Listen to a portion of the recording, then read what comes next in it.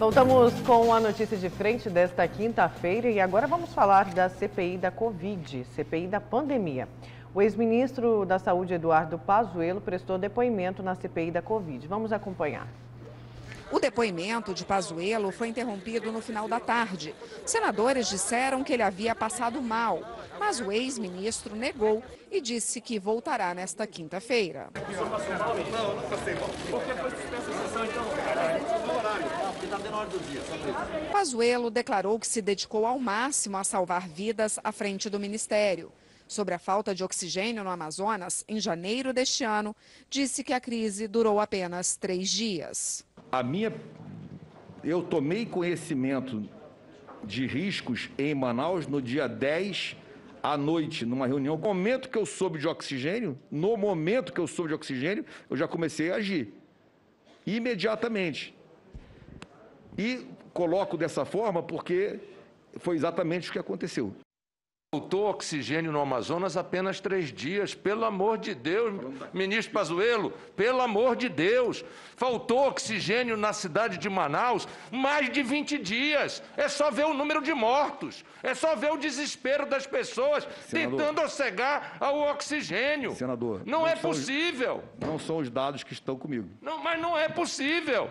E mais, agora eu vou dizer a Vossa Excelência. Vossa Excelência não pode deixar de dizer que conhece isso. O senhor estava lá. O senhor assistiu com seus olhos os nossos brasileiros amazonenses morrerem por falta de oxigênio. Apesar de ter um habeas corpus para não responder às perguntas que pudessem incriminá-lo, o general resolveu responder a todos os questionamentos. Sobre o motivo de não ter fechado o contrato com a Pfizer já em agosto, quando o laboratório fez a primeira oferta ao Ministério da Saúde, Eduardo Pazuello respondeu que considerou o preço alto demais e não havia condições legais para o acordo. Apesar de ter decidido assinar, recebeu orientação contrária de órgãos de controle, entre eles o Tribunal de Contas da União. Mandamos para os órgãos de controle. A resposta foi: não assessoramos positivamente. Não deve ser assinado. CGU, AGU, todos os órgãos de controle. TCU, não deve ser assinado. Pouco depois da fala do ex-ministro à CPI, o Tribunal de Contas da União publicou uma nota em que apresentou uma versão oposta. Disse que em nenhum momento seus ministros se posicionaram de forma contrária à contratação da empresa Pfizer para o fornecimento de vacinas contra a Covid-19 e que não desaconselhou a imediata contratação em razão de eventuais cláusulas contratuais. O TCU esclareceu ainda que, diante das circunstâncias de mercado para vacinas, não havia impedimento jurídico para a compra. Pazuello também afirmou que nunca se reuniu com representantes da Pfizer. Por que Vossa Excelência não tomou o comando e o protagonismo dessa negociação com a Pfizer? Pela simples razão que eu sou o dirigente máximo, sou o decisor, eu não posso negociar com a empresa. Quem negocia com a empresa é o nível administrativo, não o ministro. Se o ministro jamais deve receber uma empresa, isso deveria saber disso. Apesar de um vídeo em que o presidente Bolsonaro aparece ao lado de Pazuello, dizendo que mandou o então ministro cancelar um protocolo de intenção de compras de 46 milhões de doses de vacinas Coronavac, ele negou que tenha recebido essa ordem. Vou explicar para o senhor. Uma postagem na internet não é uma ordem. Uma ordem, ela é uma ordem direta, verbal ou por escrito. Nunca foi dada. Então, na verdade, aquilo é só um jargão militar, é apenas uma posição de internet. E mais nada. Sentado num quarto, colocando que ele manda e o outro obedece. Quem manda é ele, eu obedeço. Aquilo é um jargão simplório colocado para discussões de internet. Pazuello também explicou o porquê de não ter aderido totalmente ao consórcio COVAX Facility de vacinas. Na ocasião, o Brasil optou por receber 10% das doses que o consórcio oferecia. Bem, a negociação com a COVAX Facility, ela começou muito nebulosa, vou usar um termo aqui. Não haviam bases, o preço inicial era $40 a vacina, e assim começou a discussão. Não havia garantia de fornecimento. Então, naquele momento, o que nós nos preocupamos era de que nós assumíssemos um grau de recursos altíssimo sem uma garantia de entrega efetiva do laboratório. A COVAX Facility não nos dava nem data, nem cronograma, nem garantia de entrega. Pazuello afirmou ainda que nunca recebeu ordens para o tratamento precoce e o uso de cloroquina. Sua nomeação deu-se sob a condição de cumprimento de alguma ordem específica, como a recomendação de tratamento precoce para a Covid, com cloroquina ou outro medicamento? Em hipótese alguma. O presidente nunca me deu ordens diretas para nada. O vice-presidente da CPI protocolou o pedido de quebra dos sigilos do ex-ministro. Não há data para a CPI votar o requerimento. Bom, vamos à sua análise, porque o pessoal está pedindo aí uma análise, mas só para falar que a arrogância prevaleceu bastante ali, né? Não precisava ir armado dessa forma. Exatamente. Muito arrogante, teve sim contradições, claro que você vai fazer a análise, mas a arrogância ali é um momento que, na verdade, o brasileiro, ele quer um esclarecimento. E não esse tipo de atitude. Exatamente. Ficou feio. E ele estava assegurado pela lei, né? Tava com habeas corpus, podia ter ficado calado, então. Ele podia ficar calado porque ele estava com essa prerrogativa, né? Um habeas corpus, um HC, que dava a ele, sobretudo, o direito de ficar calado em assuntos que pudessem incriminá-lo, né? Com relação ao sistema COVAX, eu acho que faltou um pouquinho de expertise, um pouquinho de traquejo político, né? Para o Brasil, do governo federal, por parte do governo federal, porque ele acabou contratando, como era uma intenção de participação num grupo de países, né? O sistema COVAX, ordenado pela OMS, Organização Mundial de Saúde, logo no início da pandemia, no sentido de se ter vacina, o Brasil poderia ter tido um pouquinho mais de expertise de não contratar 10%. Contratar que fosse pelo menos 50% de dose suficiente para atender a população brasileira, em torno de 100 milhões de brasileiros. Pelo menos você estaria garantido, até porque não havia necessidade de depositar nada naquele momento. Você poderia, era uma intenção de compra. Então, o Brasil, porque uma vez que você tem Estados Unidos entrando no COVAX, Japão, Reino Unido, que foram que receberam vacina primeiro, né? Você não tem por que você ficar de fora num momento como esse. E aí acabou faltando exatamente isso, né, para que o Brasil pudesse ter um percentual maior de doses, uma contratação melhor para o Brasil. Esta é a análise que eu tenho com relação ao sistema COVAX. Importante deixar bem claro também para a população o seguinte: porque em agosto o Brasil não comprou vacina. Por mais que o Brasil quisesse comprar vacina, não tinha vacina. Não é comprar em agosto da Pfizer, foi feita uma intenção de compra de vacina pela Pfizer. A Pfizer falou assim, olha, nós temos vacina, você quer 70 milhões de vacina? O Brasil falou, quais são as condições? As condições são essas aqui, ó, tá? As condições, mas nesse momento não tinha vacina. Por que não tinha vacina? Porque outros países já estavam em negociação com a Pfizer e o Reino Unido foi o primeiro país a vacinar. Começou a vacinar no dia 4 de dezembro.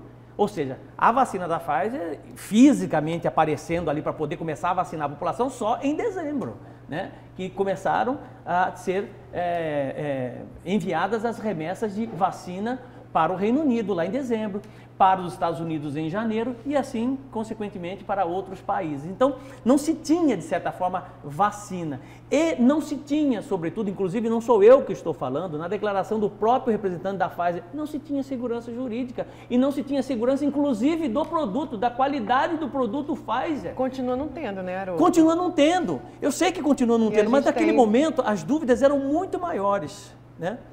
Hoje a gente tem dúvidas com relação à vacina, tá?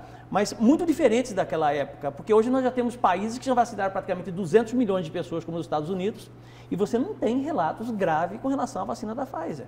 Você está entendendo? Então, eram situações diferentes, era tudo muito precoce, tudo muito novo, né? E a Pfizer não dava garantia para os brasileiros, não dava, as cláusulas eram leoninas mesmo. Para você ter uma ideia, Nara, se você tivesse uma trombose, por exemplo... Mas continua sendo, Haroldo, não tem garantia. Tudo que você está falando continua da mesma forma, e você já vacinou com a Pfizer, por exemplo. Sim. A gente já discutiu isso aqui. O governo investiu na AstraZeneca de Oxford, porque também não fez um investimento. A AstraZeneca não estava liberada pela Anvisa. Foi um investimento, porque na hora que saísse a vacina, ia ter disponível para o país. É nesse ponto que eu questionei uma vez e acabou não dando tempo de ter essa resposta. Mas tudo que você está falando continua da mesma forma e os brasileiros estão sendo vacinados com a Pfizer. Estão sendo vacinados com a Pfizer porque a Pfizer, a partir de fevereiro, entrou com um pedido na Anvisa, né, de autorização de uso definitivo da vacina no Brasil, não foi nem emergencial, definitivo. E a Anvisa acabou liberando a vacina alguns dias depois, aí o governo federal acabou comprando a vacina. Então, esse trâmite normal de passar pela Anvisa é fundamental. A Sinovac e Coronavac passou por isso. Os técnicos da Anvisa foram à China e conheceram a farmacêutica, como fizeram com a Sputnik, e reprovaram a Sputnik porque não tinha informações e não tinha documentos suficientes para isso. Fizeram a mesma coisa com a Oxford, a AstraZeneca. Todo esse encaminhamento foi feito e até o momento, lá em agosto, não se tinha essa leitura da Pfizer, apenas uma intenção comercial. Então, como é que eu vou comprar vacina se o contrato não é favorável, não ajuda o Brasil? Pelo contrário, né? Se você tiver uma trombose, você vai discutir isso juridicamente, sabe aonde? Lá em Nova York. É isso que estava no contrato da Pfizer, imagina. Mas mudou alguma continua. coisa? Não, mas agora você tem uma vacina, você tem, E outra, é todas são, é tudo muito incerto. Mas lá você não tinha aprovação da Anvisa, hoje você já tem. Você tem a garantia da Anvisa hoje, isso é fundamental. Eu não posso comprar vacina. Mas você não respondeu o que eu te perguntei. Todas não tinham a garantia da Anvisa. Existia um investimento na vacina de Oxford, que inicialmente era uma das vacinas mais avançadas, porque a Universidade de Oxford já estava estudando o SARS-CoV-1. A gente está no 2. Investimento de pesquisa. Sim, o investimento para garantir, Haroldo, garantir o imunizante quando ele estivesse disponível no mercado, claro, após a aprovação da Anvisa. E a pergunta é, por que não houve, a mesma coisa aconteceu com a Coronavac, por que não houve também esse investimento para se garantir... Houve investimento. Garantir a vacina da Pfizer no Brasil. Porque a Pfizer faz parte do sistema COVAX e as outras duas vacinas não. A Pfizer faz parte do sistema COVAX de vacina. As outras não. Então, o governo federal optou, aí que está o detalhe, o governo federal deveria ter entrado no sistema COVAX com maior participação, não só com 10%, mas podia ser com 30%, 40%, 50%, é a minha sugestão. Né? Então, houve iniciativa do Brasil, sim, de se ter vacinas naquele momento. Houve investimento bilionário em pesquisa, tanto é que os primeiros recursos de vacina da Coronavac, Sinovac, uma iniciativa do governo de São Paulo, em que certamente o presidente Jair Bolsonaro negou, né? Houve um investimento de 80 milhões de reais que foi enviado ao governo de São Paulo para que pudesse fazer análise da Coronavac e pudesse, de certa forma, ter essa vacina no Brasil. Então não houve omissão, do ponto de vista de compra de vacina, até o momento, por parte do governo federal, pelo menos é essa leitura que eu tenho, não houve. Não houve. O que houve foi prudência. Prudência no sentido de não fazer algo errado e ter que pagar por isso durante muitos anos. Imagina se você tivesse um problema, né, com a vacina, o Brasil ter comprado a vacina e a vacina não tivesse, de certa forma, um comportamento como ela está tendo hoje. Realmente aí seria muito mais grave. Você sabe o que está acontecendo no momento, né? É um apagão. Você sabe de quê? Da vacina. Maio caiu 17% a vacinação. O porquê desse apagão, então? Existe um culpado? Não, não tem culpado. Né? Eu acho que não tem culpado. Eu acho que o que falta é o seguinte, existe um problema. Não se faz vacina sem insumo. Né? E esse problema da falta de insumo é um problema de falta de insumo no mundo. É mundial, não é só Brasil. Os outros países também têm problema de vacina, não é só o Brasil. Né? O Brasil está passando por mais dificuldades porque praticamente todo o insumo que é utilizado na fabricação de medicamentos, né, e de vacina no mundo, praticamente 80% vem da China e vem da Índia, né?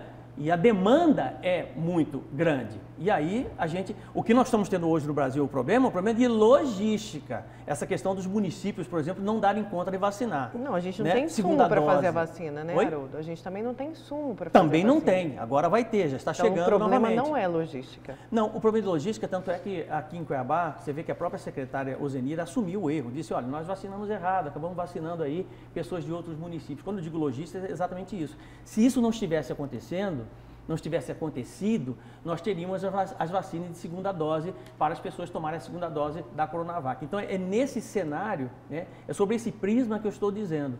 Mas Nós temos problemas, tivemos problemas, continuando tendo problema com relação ao IFA, mas esse problema não é só do Brasil, é um problema mundial. Isso é fato e a gente sabe disso. Mas graças a Deus nós teremos já aí insumo suficiente para fabricar 12 milhões de vacinas, vai chegar sábado agora para a Fiocruz fabricar a AstraZeneca, né? O que é um caminhamento importante num momento como esse de vacina, né? Bom, já vacinamos 90 milhões de brasileiros. O pessoal está me falando o seguinte, aqui eu estou perdendo aqui, que o ministro não foi... Eu estou perdendo as mensagens aqui, mas foi que o ministro não foi arrogante, porque ele tem que ser arrogante com o Renan Calheiros. Quando eu falei que ele foi arrogante, não foi com o pessoal ali, foi com a população mesmo, porque o Brasil inteiro está acompanhando a CPI da pandemia. Quando eu falo da arrogância, é da arrogância nas respostas para a população, porque aquilo ali é para o povo, gente. O Renan Calheiros e o Omar Aziz não vão votar sozinhos. Eles não têm a decisão só nas mãos, não é o presidente, o relator que decide. As pessoas é um conjunto. Entender, assim, por mais que essas figuras, né, façam parte da banda podre da política, a nata mais suja da política brasileira, Renan Calheiros, né, Omar Aziz, né, eu esqueço o nome desse, o presidente lá da CPI da pandemia, eles foram legitimados, eles são senadores democraticamente eleitos, então paciência, né? Você vai ter que, nós temos que engolir esse teatro da CPI da pandemia, né? Vai fazer o quê? Né? Mas assim, eu tenho muito cuidado em acompanhar os depoimentos, e quando você fala a questão da arrogância do Eduardo Pazuello, né?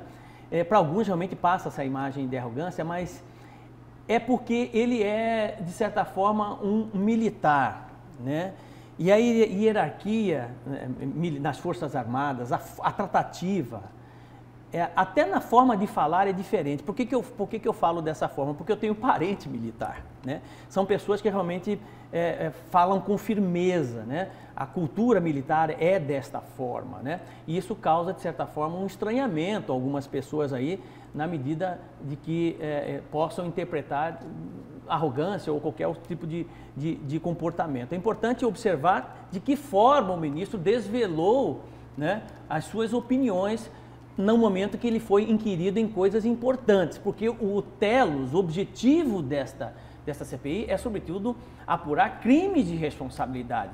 E ele é o pivô dessa história toda, né? Porque essa CPI foi criada exatamente para cobrar, apesar de eu acreditar que as sentenças já estão prontas por parte das pessoas, né? Já estão com as sentenças prontas, né? Ali é só um teatro, sabe? Foi criada para isso, né? Olha, tem informação aqui do site do governo, informação bem, saiu na verdade ontem, no fim da tarde, que o governo de Mato Grosso conseguiu autorização para vacinar profissionais da educação, viu, gente? Aí vai funcionar igual a segurança pública, 10% dessa vacina vai ser destinada aos profissionais da educação, incluindo professores, servidores que compõem aí a educação no estado de Mato Grosso. Você vai saber mais informações sobre essa decisão, esta boa notícia, nos nossos telejornais. Eu quero falar rapidamente, antes da gente encerrar, sobre a operação deflagrada na região ali de Barra do Garças, aqui em Mato Grosso, e Araçás, em Goiás. A polícia deflagrou na manhã desta quinta a operação Hot Money, com o objetivo de reprimir e desarticular a organização criminosa responsável por tráfico de drogas interestadual na região conhecida como Vale do Araguaia. Policiais federais cumpriram 28 mandados judiciais expedidos pela Vara Criminal de Araçás, em Goiás. E também nas cidades de Mato Grosso, que foi Barra do Garças, foram, né, as cidades Barra do Garças, Cuiabá, Querência, Porto Esperidião e Pontes e Lacerda.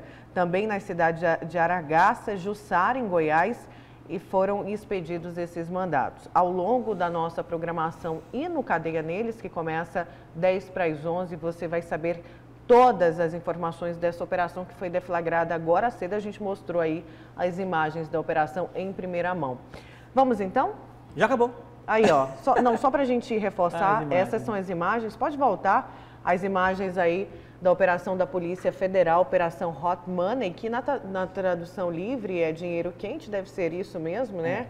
Aí oriundos do tráfico de drogas, lavagem de dinheiro, operação grande aí para desarticular essas quadrilhas envolvidas no tráfico de drogas na região do Vale do Araguaia.